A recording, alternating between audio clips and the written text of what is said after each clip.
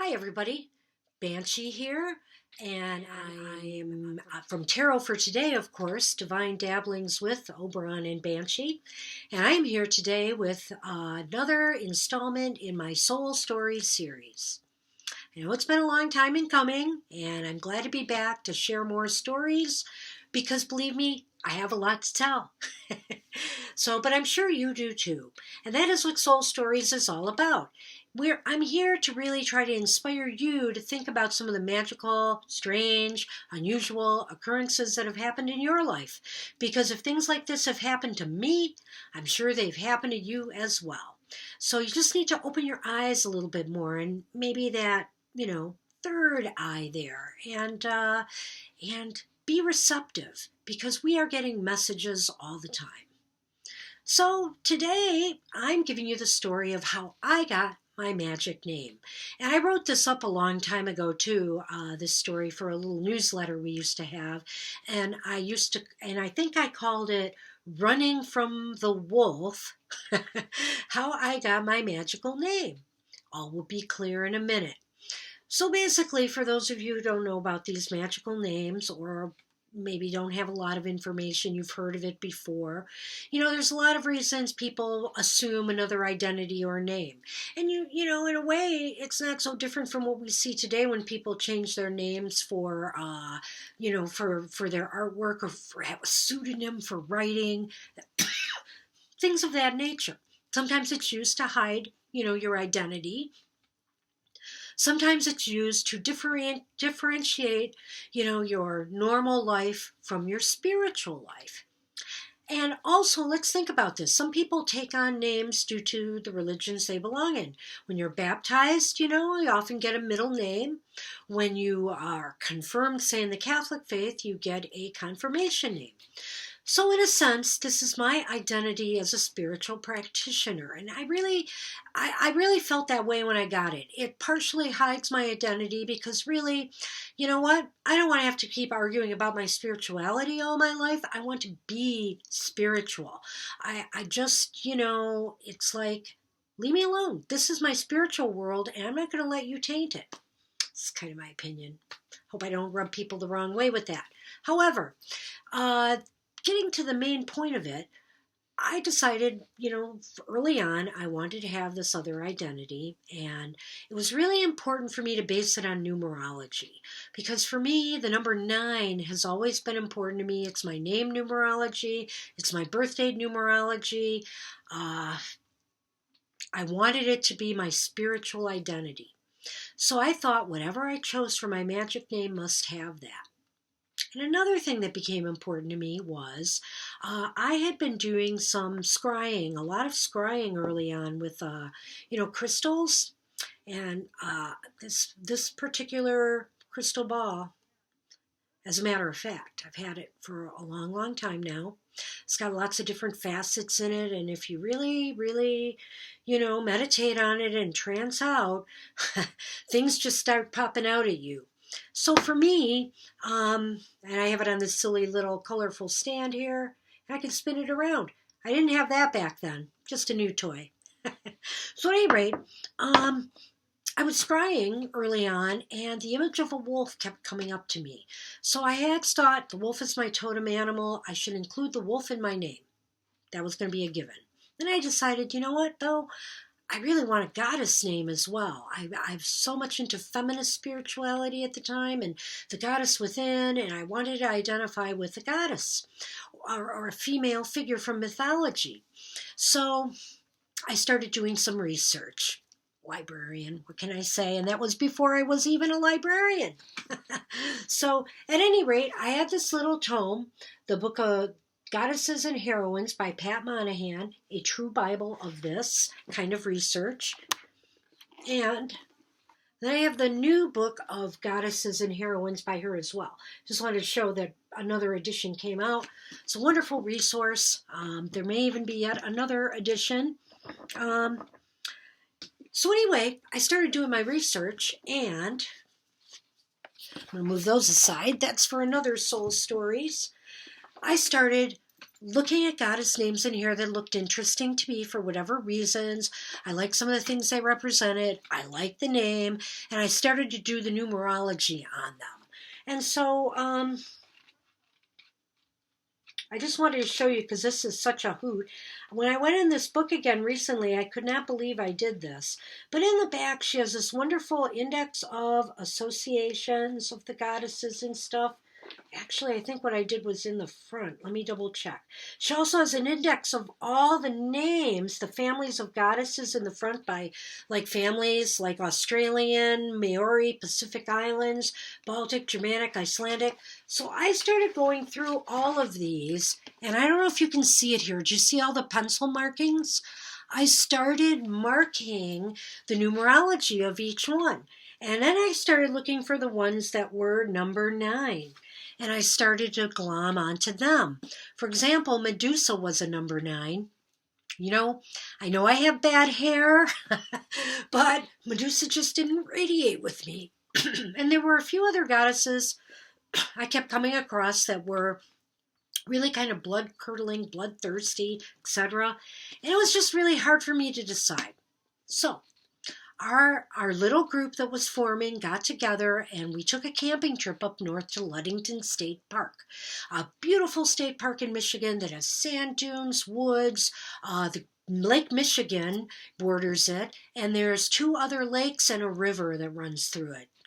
Just an awesome place. So we went in this camper and we decided we were going to, we were going to do some meditation. We were going to work together a little bit, get to know each other more. And I was going to work on coming up and finishing up and finalizing my magic name. And so that's what I did, going through the books again, thinking about things, meditating. I had already thought of the idea that I was going to need 2 names, that I was going to need a name that represented my wolf totem, and that I was going to need a goddess or a female name. So I had decided pretty early on that, well, not pretty early on, I decided that day, finally, that the only one in this entire book that appealed to me was the Banshee. Because some of them were too bloody for me. Some of them went into tangents and areas that just didn't reflect me. But I started to think about the Banshee and why this resonated with me, because it's kind of scary, isn't it? I mean, here we have this Irish, wraithish kind of person who comes and screams, when somebody's about to die in royal family. But I started to think a little bit deeper about it, and I thought, well, in a sense, the Banshee's giving a warning, isn't she? She's kind of wailing a warning and hoping, that people are paying attention and listening. And yeah, it's a pretty dire warning. I thought about myself and, I thought, I'm always doing that. I'm always giving warnings. As a matter of fact, my family, my maternal family that I came from, always gave warnings to people about people dying. There was going to be a birth. There was going to be a marriage. There was going to be a divorce. Their divination was very down in about real life things like that. And I thought, that is kind of me. I'm out there wailing. Sometimes people listen and sometimes they don't. I think I'm going to take that.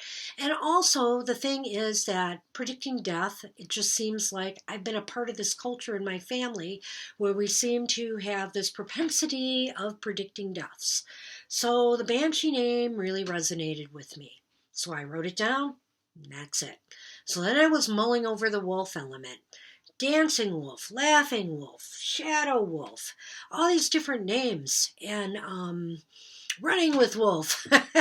I just couldn't decide. And then finally I realized shadow wolf was the thing that really appealed to me as well. And why?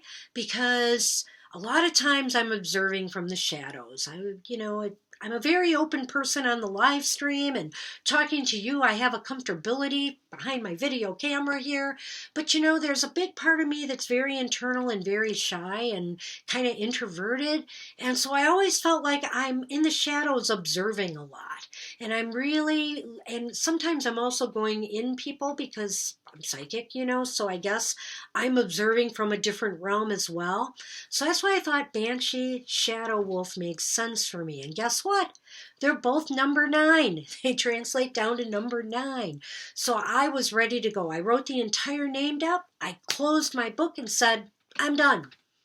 So then I decided to wander out of our little cabin there, and cabin actually was a trailer, and I ran along, and I decided I was going to go to the camp store and get some milk. We needed some milk for stuff, so I was going to run over to the camp store. And so this trail was really fairly close to the campgrounds around, but there weren't. I guess I need to qualify this by telling you that when we did this trip, there weren't a lot of campers there because it was the start of bow hunting season. And so there were some hunters on site, and there were a few families, but the campground was pretty empty because it was like September, sort of mid-September. And so it wasn't that busy. So we decided, so we were kind of sticking close to camp too. But I ran off on this one trail that kind of borders the camp and goes in the woods a little bit, and it was a little hilly and duney. And I'm walking to the camp store, and it was fine, and I get my milk, and I'm walking back. And as I'm walking back, I'm trudging up the hill, and I'm just partially going up this one hill, and suddenly I look up, and in front of me, at the top of the hill, I'm looking at what looks like to me is a wolf standing there. And I'm just like, I just stop in my tracks, and I look, and I'm like, am I seeing what I'm seeing? It's that moment of incredulity, and also this moment of something is happening here that I think we all get when something psychic is occurring.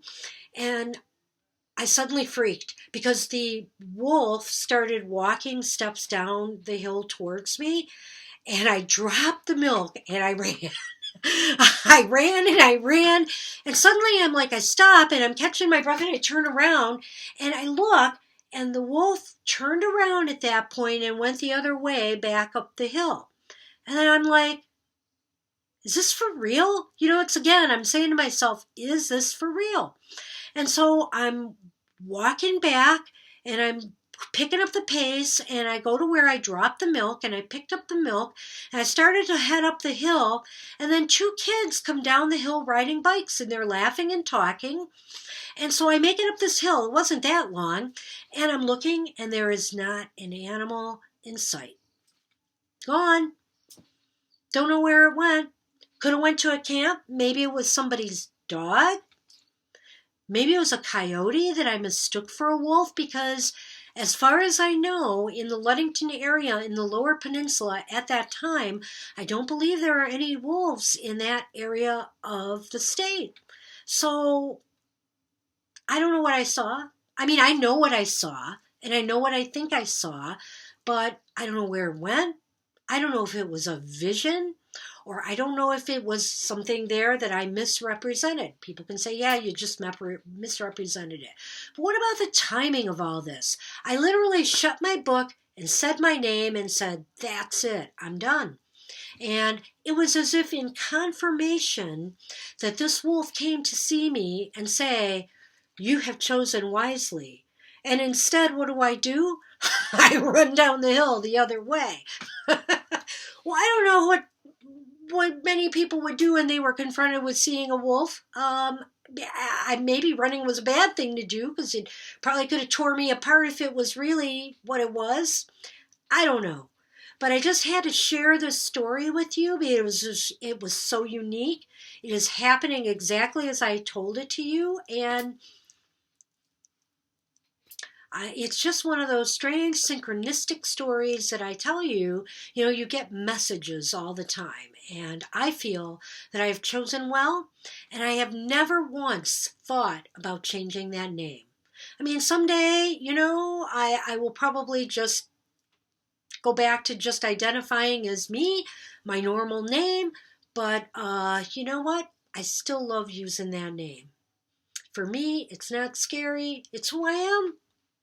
And am I scary, people? I ask you that. So I want to thank you today for joining me for this this edition of Soul Stories, and I hope you enjoyed it. It was a little surprising to you. It surprised me when it happened, and maybe you have interesting stories like this to share. I would sure love to hear them, and I think you should get those stories out there because we all learn from each other. So anyway, until the next time, and by the way, I just want to say my next soul story is going to be about dreams and dreaming, and it will come out very soon. I guarantee it. Thanks for sharing your time with me, and I will see you soon. Hopefully you'll be joining us on Tarot for Today on Thursdays from 7 to 9 p.m.